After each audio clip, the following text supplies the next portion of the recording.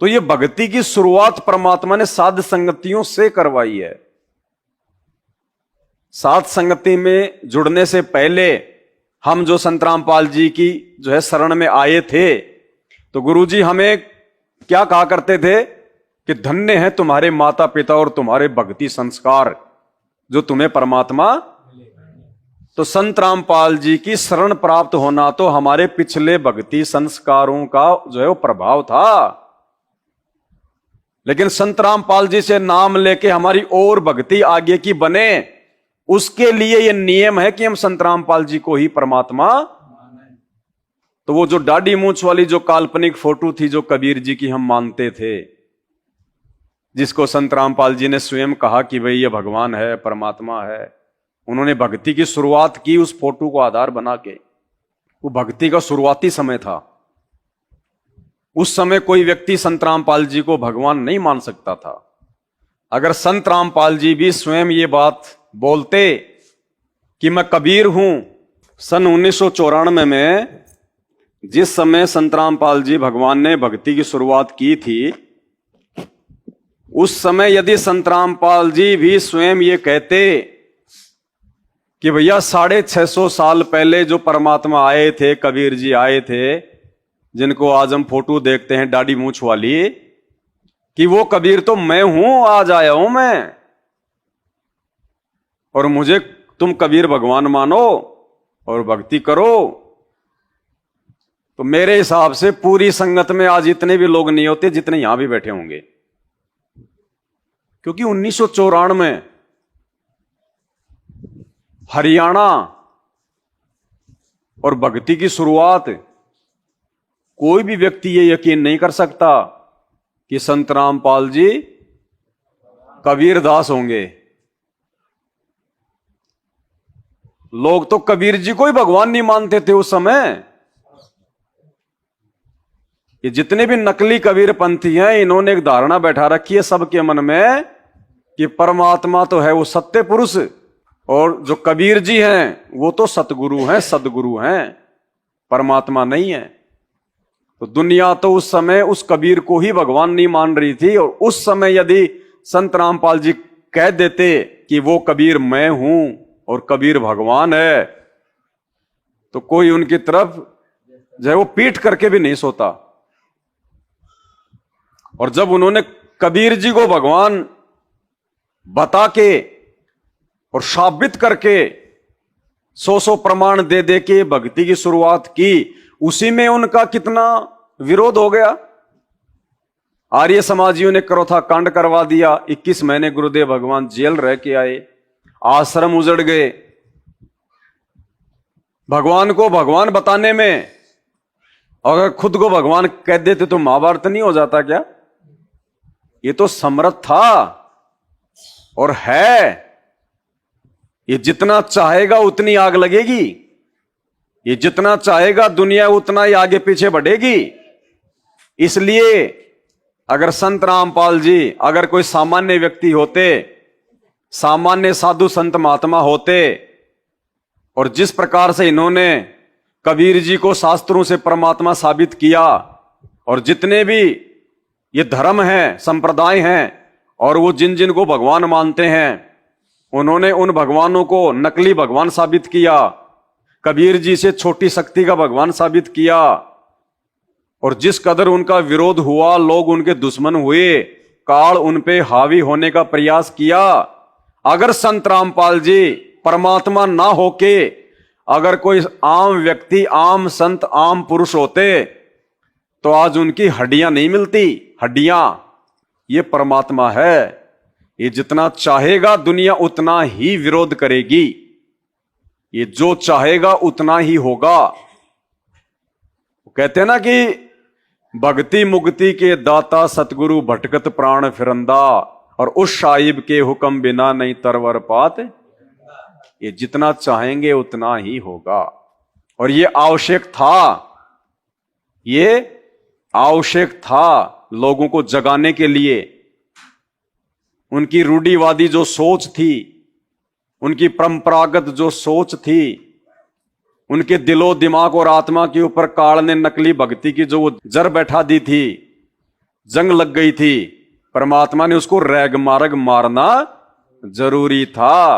तो भक्ति के शुरुआत में संत रामपाल जी की ये मजबूरी थी, या ये कह लीजिए उनके लिए ये जरूरी था कि स्वयं कबीर परमात्मा होने के बावजूद भी उन्होंने अपने आप को छुपाया, ताकि लोग इस ज्ञान को धीरे धीरे सुने, समझें, स्वीकार करें।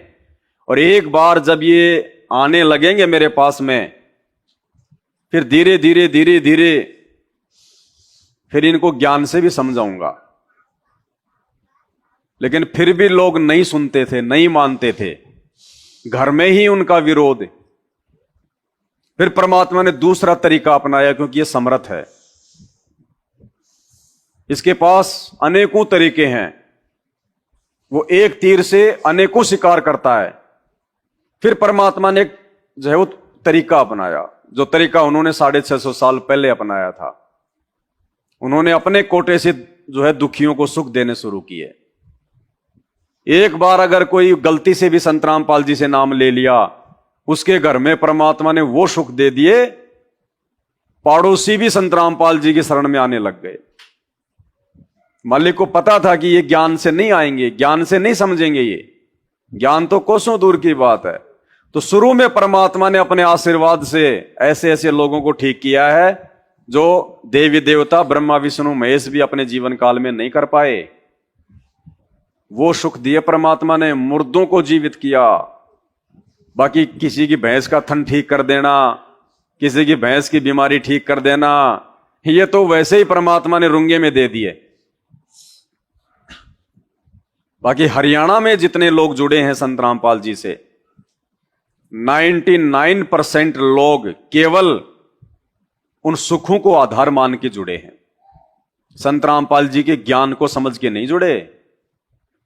एक भाई जुड़ गया, उसको परमात्मा ने 6 महीने में लोगों से अच्छी जो है फसल दे दी, बढ़िया उसके घर में बरकत दे दी। एक बैल थे 4 हो गए, एक ट्रैक्टर था 2 हो गए, बढ़िया उसका धंधा निकल पड़ा, छोरा नौकरी लग गया। पड़ोसी ने देखा, रे तू क्या कर रहा भाई आजकल? तो पड़ोसी तो क्या करेगा भाई, वो तो गुण गाएगा। आम खाया तो आम के गुण गाएगा, और गुड़ खाया तो गुड़ के गाएगा। अब देखा देखी, सतलोक से भी देखा देखी आए थे, देखा देखी कि यहां पे ये लोग है, क्योंकि सारे काम तो वहीं से हो रहे हैं, नकलची हैं हम। पड़ोसी जो मेहंदीपुर के जाता था, बोले मेरे को भी ले चलना बाबा रामपाल के। चल भाई, वो गया, 6 महीने में काया तंदुरुस्त, खेत में बढ़िया धान, बढ़िया फसल, बढ़िया घर में सुख, घरवाली ने भी ले लिया, बच्चों ने भी ले लिया। कहने का मतलब है संत रामपाल जी ने 1994 में जो भक्ति मार्ग की शुरुआत की थी, उस भक्ति से लोग ज्ञान को आधार जो है बना के कम, और संत रामपाल जी ने अपनी तरफ से, उस परमेश्वर ने अपनी तरफ से जो सुख दिए, उन सुखों के आधार से लोग उनसे ज्यादा जुड़े थे। और यही सबसे बड़ा आज उन लोगों के नीचे गिरने का कारण है जो ज्ञान को आधार नहीं बना पाए थे। आज सबसे ज्यादा वही लोग उस काल के एजेंट बने हुए हैं, संत रामपाल जी के कलयुगी परिवार के अधीन होकर अपनी मर्यादाएं तोड़ रहे हैं, देखा देखी में चल रहे हैं। उनसे कुछ भी कुकर्म करवा लो, क्यों? क्योंकि वो उस समय ज्ञान को आधार बना के नहीं जुड़े थे, और ना फिर आगे उन्होंने ज्ञान को आधार बनाया। इसलिए आज जो आत्माएं साध संगति में जुड़ी हुई हैं, ये वो आत्माएं हैं जिनके पिछले जन्म जन्मांतरों के भक्ति संस्कार मजबूत थे, और वर्तमान में संत रामपाल जी ने आशीर्वाद भरा अपना हाथ उनके शीश पे बनाए रखा, और जिन्होंने ज्ञान को आधार बनाया हर परिस्थिति में। वो डरे नहीं, वो झुके नहीं, वो टूटे नहीं, उन्होंने ज्ञान को आधार बनाया कि नहीं, ये भक्ति ज्ञान आधार की है, देखा देखी की नहीं है। अगर ये बाकी संतों और पंथों की तरह देखा देखी की भक्ति होती, तो संत रामपाल जी ने शास्त्रों से प्रमाण दिखा दिखा के असली भगवान की पहचान करवा करवा के दुनिया से पंगा लेने की जरूरत नहीं थी, जेल में बैठने की जरूरत नहीं थी। तो हम तो अपने गुरुदेव के अनुसार चलेंगे, उनके सत्संग ही हमारा असली गुरु है। सत्संग भक्ति का विधान है। ये सत्संग कभी फैल नहीं होंगे जो उन्होंने 27 साल में कर दिए। इन सत्संगों से ही भक्ति आगे चलेगी, ये आधार है, नींव है इस भक्ति की। तो उस समय उनकी मजबूरी थी इस भक्ति को एक बार आगे बढ़ाने के लिए, ऊंचाई देने के लिए, पंख लगाने के लिए ये दाढ़ी मूछ वाली नकली फोटो को भगवान बताना। ये संत रामपाल जी की मजबूरी थी, जरूरी था कि एक बार मेरे बच्चे मेरे से जुड़े, धीरे धीरे धीरे धीरे ज्ञान समझेंगे, धीरे धीरे रे मनवा धीरे सब कुछ होए, और माली सिंचे सो घड़ा समय आए। और फिर जब समय आया कि भाई अब ये थोड़ा ज्ञान को आधार बनाने लगे हैं, फिर परमात्मा ने सत्संगों में वो संकेत करने शुरू कर दिए धीरे धीरे कि भैया ये तो काल्पनिक फोटो है, परमात्मा ऐसा नहीं है जो हम फोटो में देखते हैं। खुद ही परमात्मा ने फिर इस फोटो को रिजेक्ट करना शुरू कर दिया धीरे धीरे धीरे धीरे, क्योंकि भक्ति पे लगाने के लिए तो इस फोटो को भगवान बताना जरूरी था, वो उन्होंने किया। और फिर इस भक्ति पे लगा के भगत को पूर्ण मोक्ष देने के लिए फिर अपने आप को भगवान साबित करना, प्रमाणित करना, बताना, ये भी बेहद जरूरी, क्योंकि इस फोटो को ही भगवान मान के भक्ति करने से मोक्ष, क्योंकि फिर तो हमारे दो पति हो गए। गुरु जी से हमने नाम लिया तो शास्त्र क्या कह रहे हैं? गुरुर ब्रह्मा गुरुर विष्णु गुरुर देवो महेश्वर, गुरुर साक्षात पार ब्रह्म तस्मै श्री गुरुवे, तमेव माता च पिता तमेव तमेव बंधु च सखा तमेव। फिर तो बहुत ज्यादा मतलब गुरु को महत्व दे दिया शास्त्रों ने, और यहां तक कह दिया गुरु बड़े हैं गोविंद से, कि जो गुरु होगा वो भगवान से बड़ा है, गोविंद से बड़ा है। गुरु बड़े हैं गोविंद से, मन में देख विचार, हरि सुमरे सो वार है, इसकी पूजा करोगे, इसके पीछे चलोगे तो वार यानी इधर ही रहोगे गधे कुत्ते सुअर बनने की प्रोसीजर में, और गुरु बजे होए, और गुरु को भगवान मान के पूजोगे तो सीधे मोक्ष प्राप्ति सतलोक में।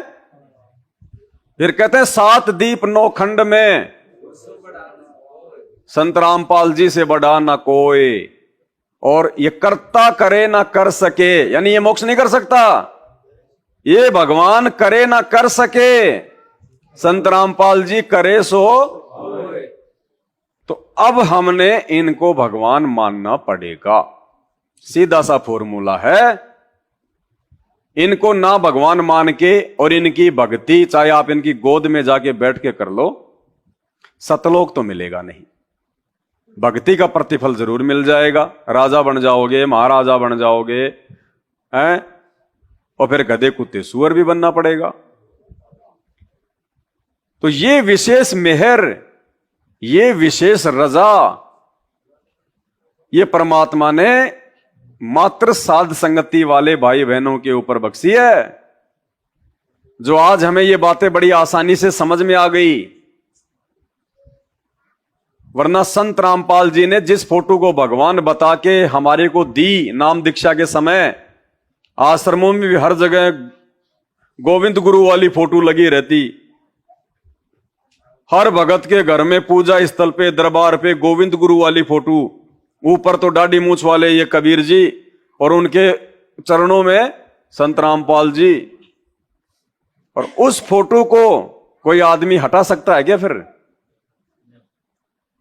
पर जिस फोटो को आपके गुरु ने भगवान बता के आपको दी है पूजा घर में रखने के लिए, उस फोटो को आप किसी एक व्यक्ति के कहने से, अपने भगत भाई के कहने से नहीं हटा सकते, जब तक कि आपने अपने भगत भाई के द्वारा, अपने ही गुरुदेव के द्वारा सत्संगों में किए गए प्रमाण सबूत नहीं देख लिए, तब तक आप लोगों ने नहीं हटाया, और ना कोई हटा सकता ये किसी भगत के बोलने से।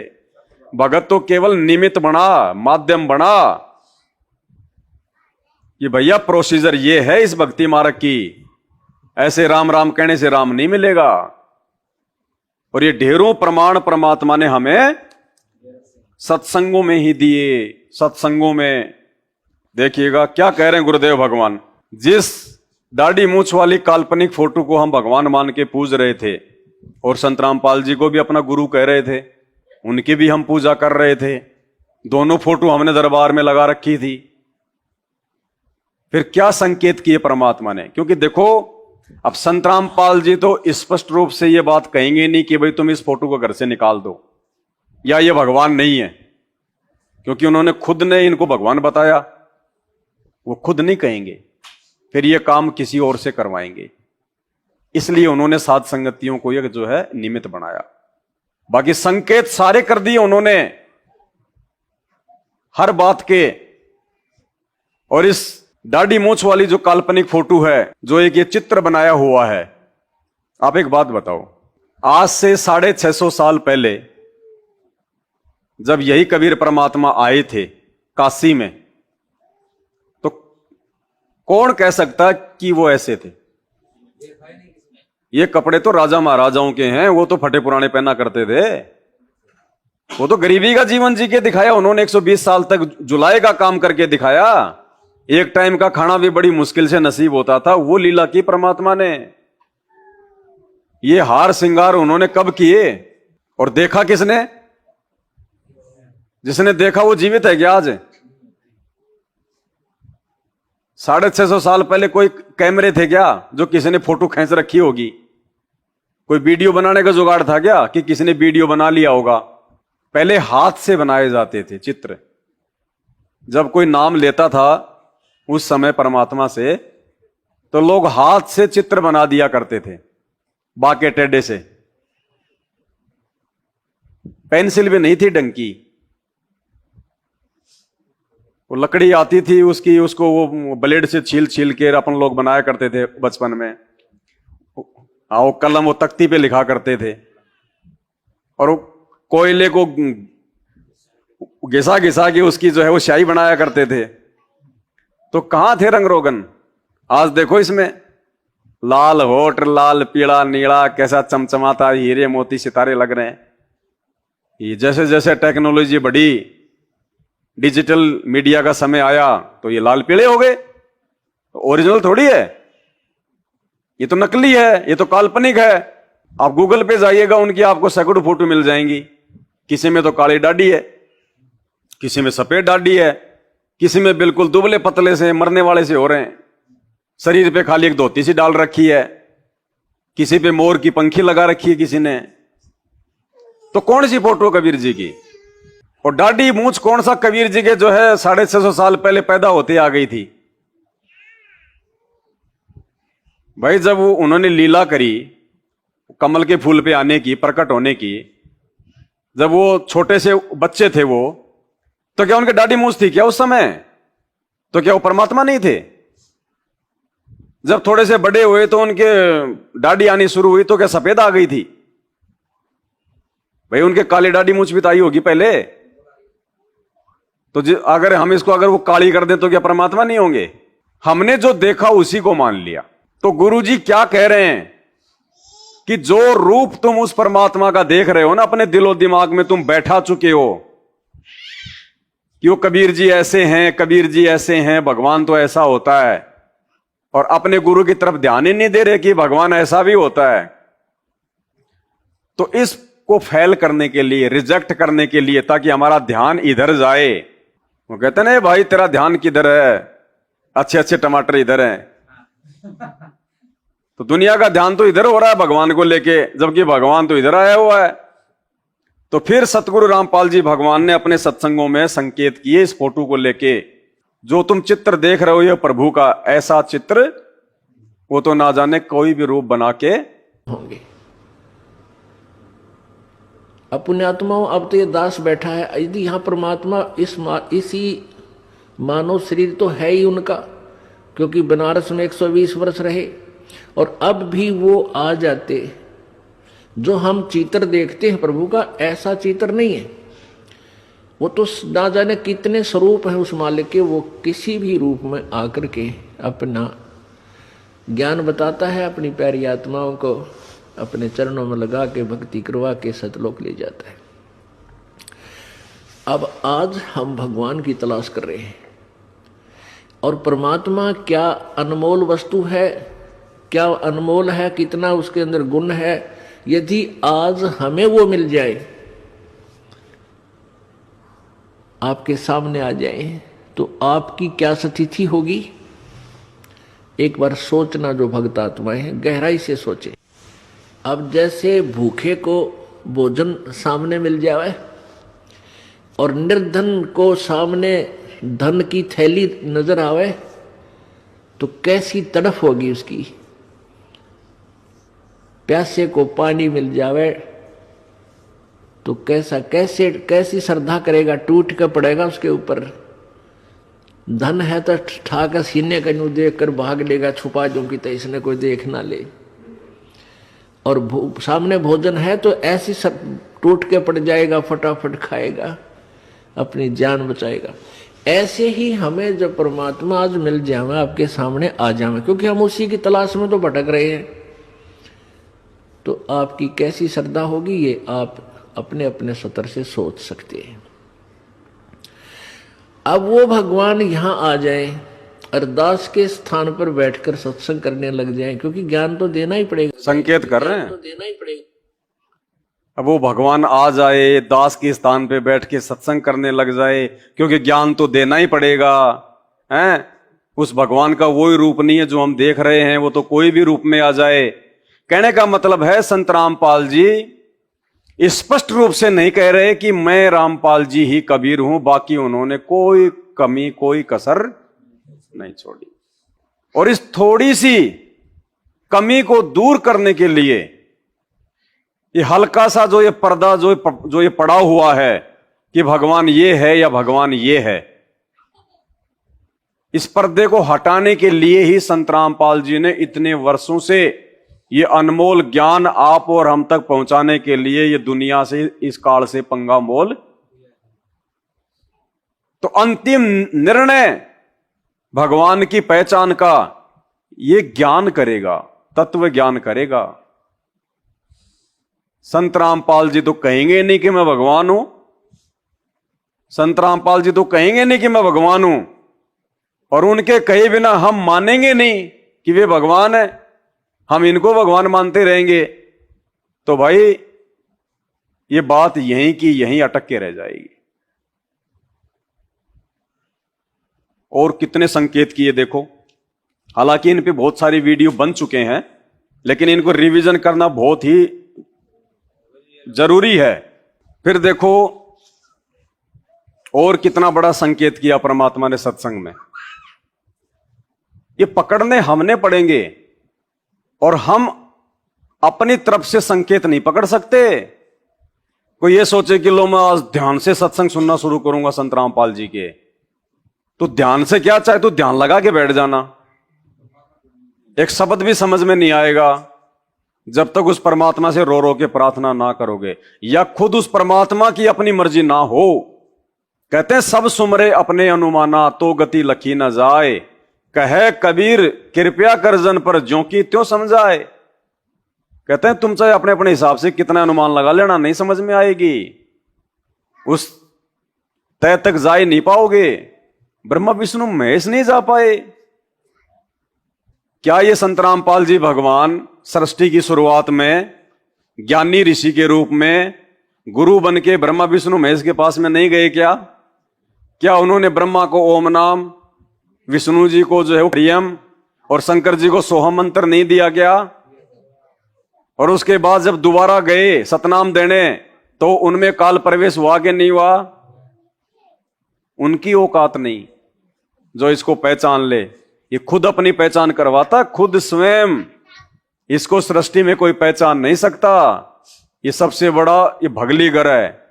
इसीलिए तो नानक जी ने प्यार से क्या कहा, ए ठगवाड़ा ठगी देश। इसको ठग का ठग, कि ये पूरी दुनिया को ठगता है, इसको कोई नहीं ठग सकता।